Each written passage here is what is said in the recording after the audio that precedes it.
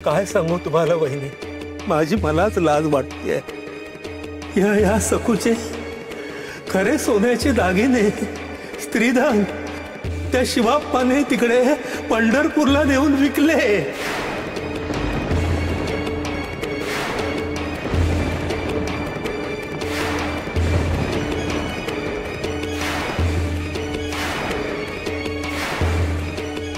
अहो हे काय आकृत बोलताय वैद्य बुवा?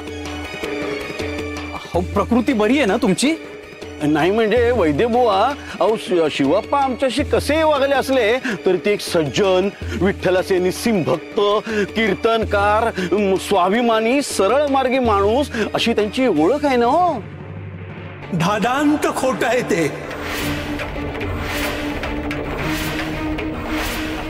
गोड गोड बेगडी शब्दांचे मुखवटे सारे। अहो बहुरुपयाचं सोंग म्हणा हवं तर त्याला।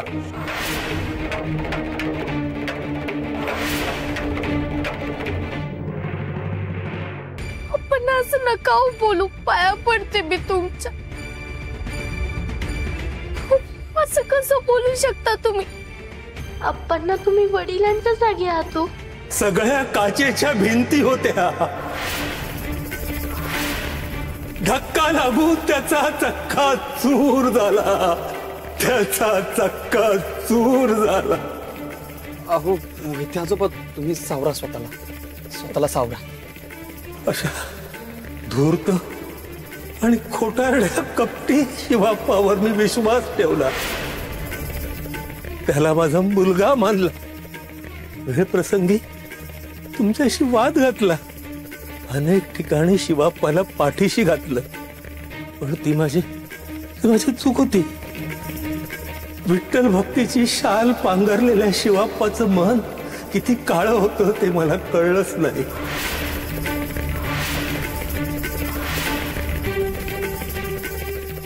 पोटच्या पोरीचे सोन्याचे दागिने विकून आणि तिचा संसार उद्ध्वस्त करून हा माणूस पंढरपूरला मजेत राहतोय आणि स्वतः विठ्ठल भक्त म्हणून मिरवतोय।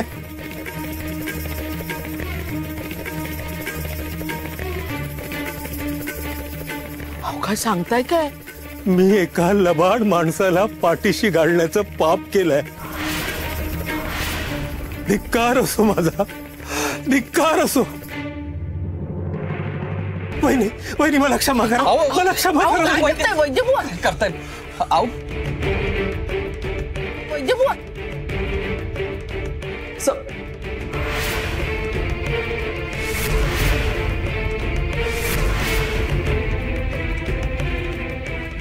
थांबा बुवा आजोबा। बुवा आजोबा, आज तुम्ही जे बोललात ते खोट आहे। बोला ना बुवा आजोबा, आज जे बोललात ते खोट आहे ना, खोट आहे ना, बोला ना बुवा आजोबा।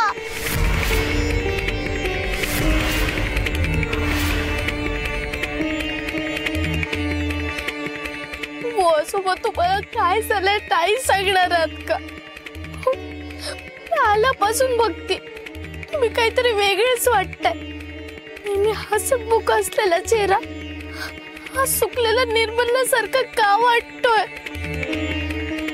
आजोबा अप्पा असं करूच शकणार नाही, ते तुम्हालाही माहिती। उमई अप्पा एक वेळ उपाशी राहून जीव देतील, पण अशी लबाडी करणार नाही। का बोललात तुम्ही खोट? बोला ना, का बोललात? माझ्याकडे तुम्ही बघत सुद्धा नाही आहात, तरी तुम्ही खोटं काय सांगितलं?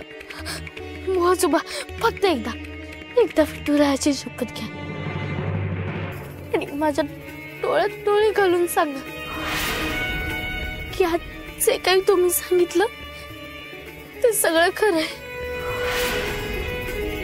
मी हात जोडते, पाया पडते, सांगा ना ते सगळं खोटं आहे, सांगा ना। अहो तुम्ही कधीच खोटं बोलत नाहीत ना, मग आज का बोललात? बोला ना आजोबा, का बोललात आज? बोला, बोला ना आजोबा। आजोबा आजोबा आजोबा आजोबा थांबा ना.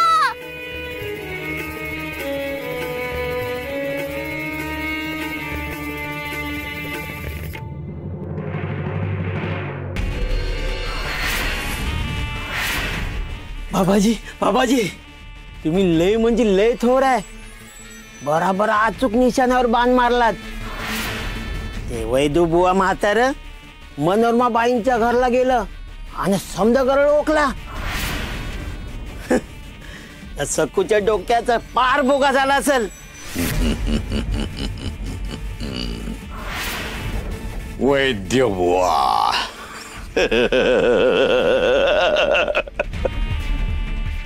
बडबड्या पोपट.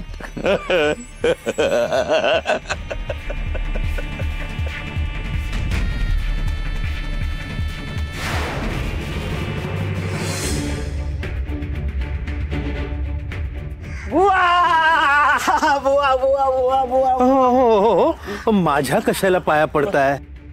मी देव नाही, वैद्य आहे. अहो देव कोणी बघितलंय? आमच्या समजांसाठी तुम्ही देव व्हायचा. थांबा तुमचे पाय धुतो.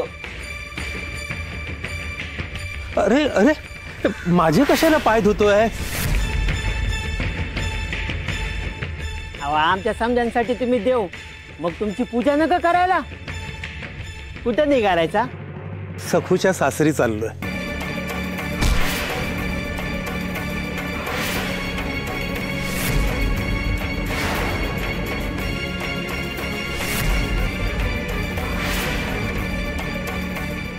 वैद्य बुवा, हो वैद्य बुवा, घ्या थोडं लिंबू पाणी पिऊन घ्या, बरं वाटल.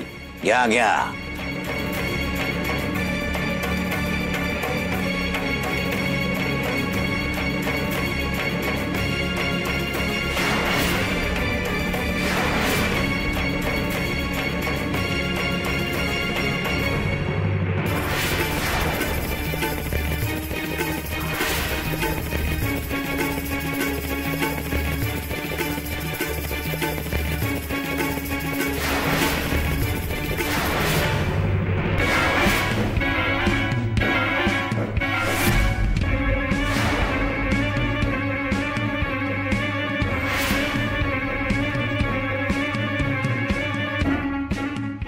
वैद्य बुवा, आता कसं वाटतंय?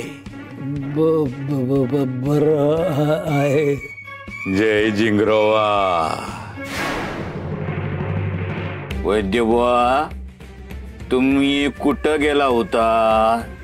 वडगावला गेलो होतो. पंढरपूरला. तुम्ही पंढरपूरला गेला होता. कुठे गेला होता? पंढरपूरला गेलो होतो. तिथं तुम्हाला कोण भेटलं? शिवाप्पा भेटला. कोण भेटलं? शिवाप्पा. शिवाप्पा धूर्त आणि विश्वासघातकी निघाला. शिवाप्पा धूर्त विश्वासघातकी निघाला.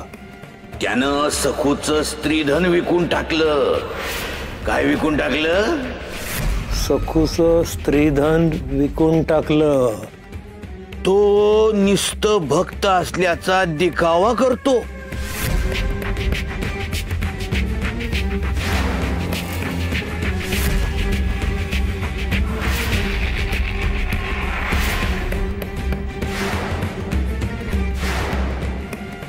जय झिंगरोबा, जय झिंगरोबा, जय झिंगरोबा. आता नुसतं बघच तो. यो पोपट मनोरमेच्या घरी जाऊन कशी बाडबाड बाडबाड बाडबाड करतोय ते. मनोरमेची नुसती शेळी झाली होती ना, पण आम्ही तिला वाघीण बनण्याची संधी देतोय. आता या संधीचं सोनं कसं करायचं हे फक्त मनोरमेच्या हातात आहे. जय चिंगरोबा.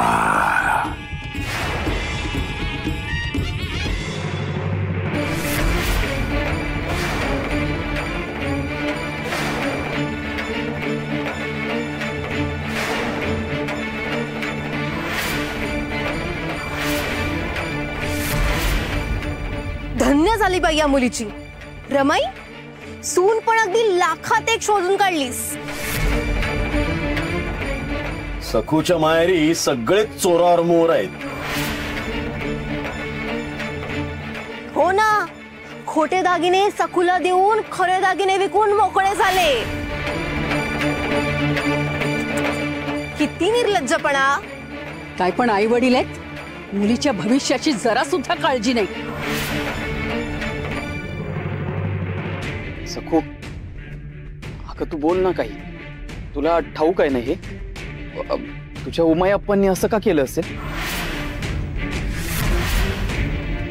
सखू अगं बोल ना काही. सखू काय बोलणार आहे? कितीतरी प्रसंगांमध्ये पाहिलंय, सखू अशी निगरगट्ट असते. तोंडातून एक शब्द सुद्धा निघत नाही तिच्या. आणि आता तर तिचा चेहराच सांगतोय.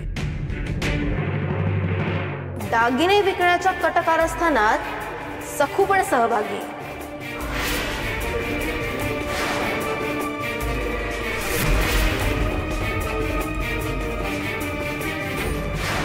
सध्या तरी तुला सावध होऊन दबा धरून बसाया पाहिजे. योग्य संधी आली की झडप घालून सखूच्या नरडीचा घोट घे.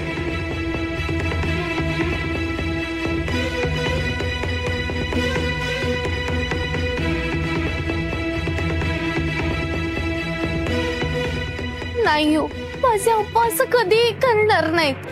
वैद्यभुवानी त्यांना दागिने विकताना स्वतः पाहिलंय. हो, पण अप्पांकडे दागिनेच नाहीयेत तर ते विकणार काय? अगं पण सखू, तुझ्या समोर तर वैद्य आजोबांनी सांगितलं ना हे. म्हणजे वैद्यबुवा खोटं बोलतायत असं म्हणायचं का तुला?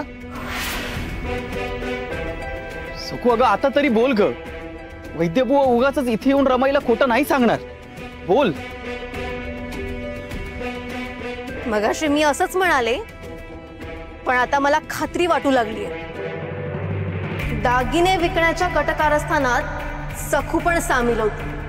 हिला सुद्धा माहिती असणार आहे.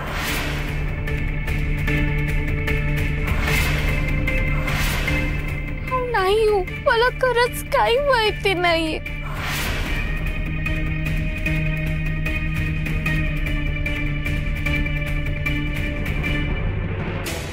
बाबाजी, तुम्ही म्हणालात म्हणून मी गप्प राहिले, पण आता मला अशक्य होत आहे.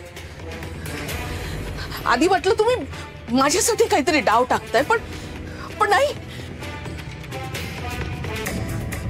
बाबाजी, तुम्हाला दिव्य दृष्टी आहे. सखूच्या आई बापाची कृष्ण कृत्य तुम्हाला दिसली म्हणूनच तुम्ही मला म्हणालात ना. मला समजतंय बाबाजी, पण आता हळूहळू सगळी शस्त्र बाहेर काढायला हवी. सगळ्यात आधी दिगूला माझ्याजवळ खेचायला हवा, सखूपासून तोडायला हवा. रमाई,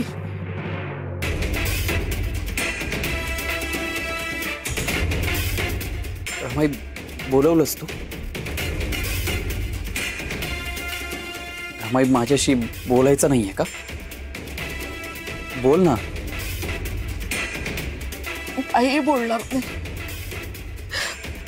मला होणारा त्रास तुम्हाला व्हायला नको. जाऊ दे, तुझा. रमाई, हे काय बरोबर नाही हा. तू अशी स्वतःला त्रास करून नको घेऊस. आणि माझ्याशी नाही तर कुणाशी बोलणार तू? अरे काय काय करू तू सांग. मी आणखी काय करू? झालं गेलं सगळं विसरून सखूला जवळ करायचंच बघत होते रे मी. पण बघ ना काय झालं ते. वैद्यबुवांसारखा सज्जन माणूस येऊन भूकंप करून जातो. आपण सगळेच हादरलो, हो की नाही?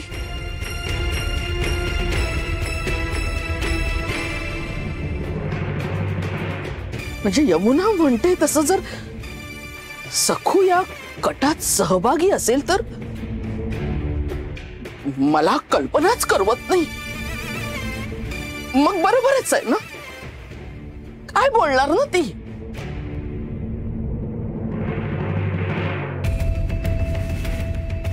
रमाई, ह्या बाबतीत मी खात्रीने सांगू शकतो की सखूला यातलं काहीही माहिती नसेल.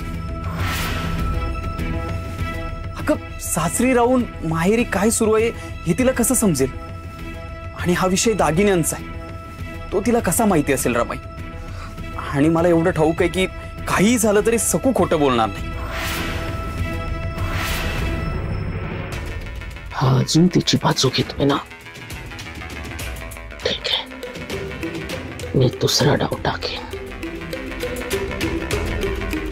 दिगू, अरे पण याचा काय परिणाम होईल याचा जरा विचार कर ना. कसला परिणाम रमाई? अरे आपण व्यापारी माणसं आहोत, पेढी आहे आपली, पेढीवर याचा परिणाम होईल. तो कसा? गावातल्या लोकांना हे सगळं कळलं तर, ही गोष्ट गावभर झाली तर आपली चितू होईल ना. लोक म्हणतील मनोरमाला तिच्या व्यायाने फसवलं. आपले कर्जदार काय म्हणतील? हिला व्यायाने फसवलं, पितळी दागिने देऊन मुलगी गळ्यात बांधली, सोन्याचे दागिने विकून टाकले, मग हिने व्यायांचं काय केलं, काय शिक्षा दिली? अरे असं बोलून लोक आपले पैकी बुडवतील. अगं नाही रमाई, असं काही होणार नाही, तू काळजी करू नकोस. गावभर झालं तर म्हणतेस ना, हे आपल्यातच राहील, गावातल्यांना कोण सांगणार? आपण काहीतरी मार्ग काढूया. येतो मी.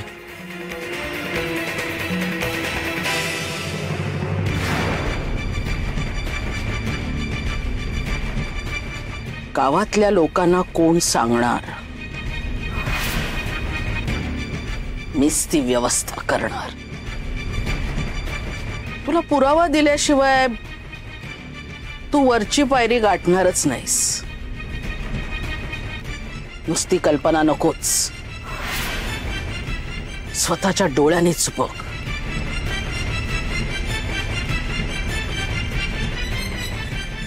बाबाजी, तुम्हीच सगळी व्यवस्था करा.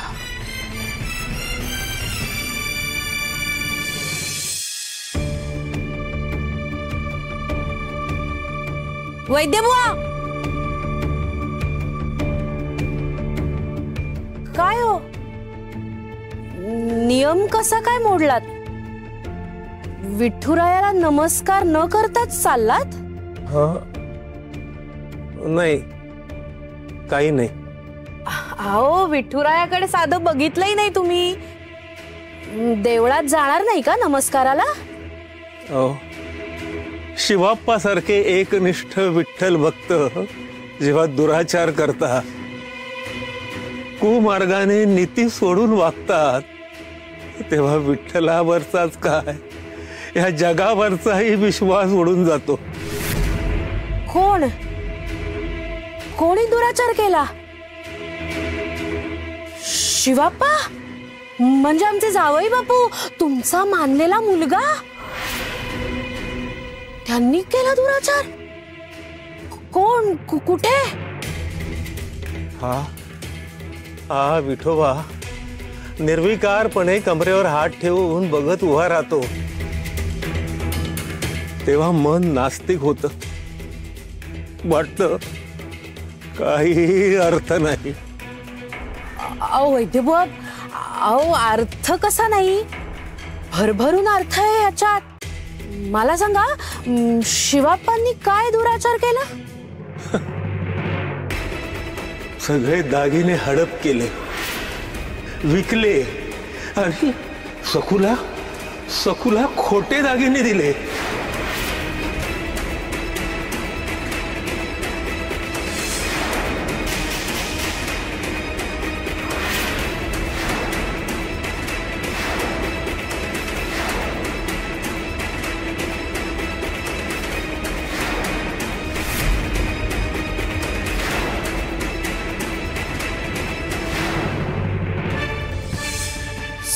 सखूचे दागिने शिवाप्पांनी नकली केले?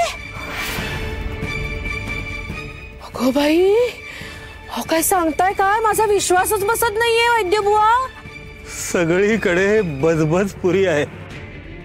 वाटतं दूर दूर निघून जावं. वैद्यबुवा, एक क्षण थांबा. मला सांगा, तुम्हाला कसं कळलं? कुणी सांगितलं? अहो, मी माझ्या डोळ्यांनी बघितलं. मनोरमा वहिनींनाही सांगितलं. वाईट वाटलं, वाईट वाटलं, वाईट वाटलं.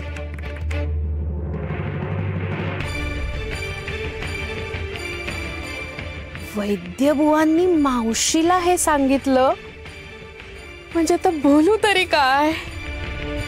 वा वा वा वा, आयुष्यभराची चिंता दूर केली तुम्ही वैद्यबुवा. आता मला कोणी विचारलं ना तरी मी हेच सांगेन की शिवाप्पांनी दागिने चोरले. वा वा वा वा, फार छान झालं.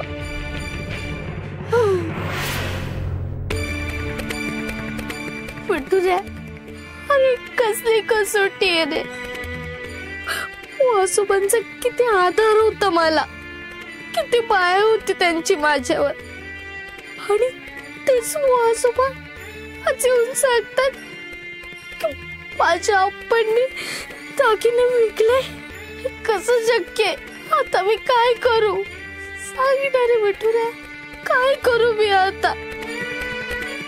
मला खात्री माझ्या आप्पांनी दागिने विकले नाहीये. तू माझं सकाळीच ना. अरे आता सासूबाई किती छान वागत होत्या माझ्याशी, किती गोड वागत होत्या. अहो पण केवढं कौतुक करत होते माझं. मग अचानक हे वादळ का आलं? कुठून आलं? तू माझं सकाळीच सारे. मग सांग ना मला, आपल्या आप्पा असं कधी करतील का? माझ्या उपाय आप्पांना कोणी बोल लावले ना, खूप वाईट वाटत रे मला. उठू रे, ही वार्ता कुठे आहे ना? कुठे वार्ता? कुठे? भाऊजी, जे काय बोलायचं ना ते स्पष्ट बोला. उगाच गोल गोल फिरत बसू नका.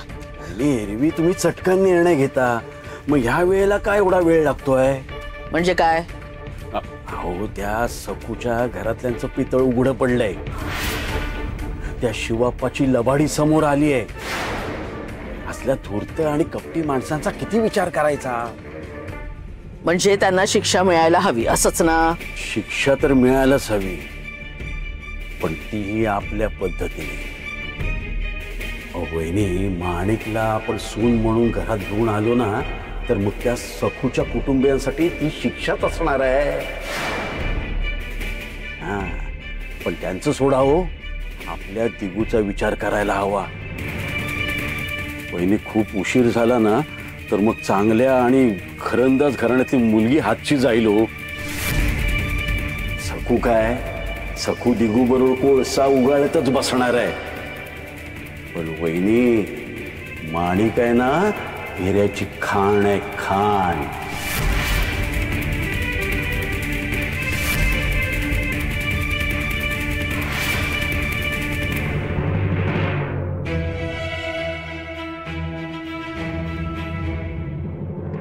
सखू,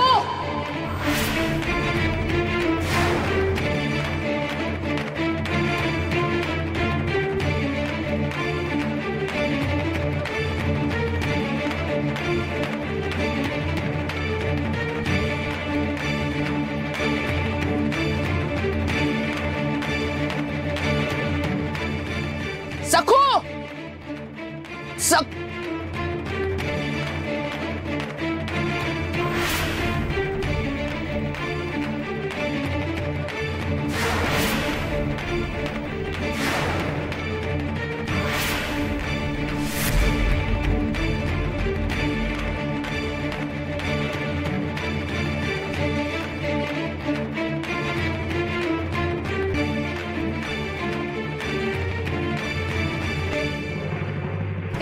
रमाई, रमाईच्या समोर येऊन उभी राहा.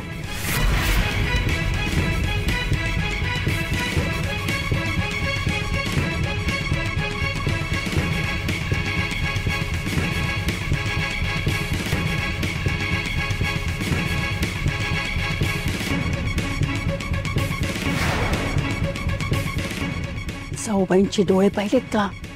निखाऱ्यासारखे दिसत आहेत. हे निखरी मीच फुलवून आलोय. आता काय सोक्ष मोक्ष लागतो तो बघ.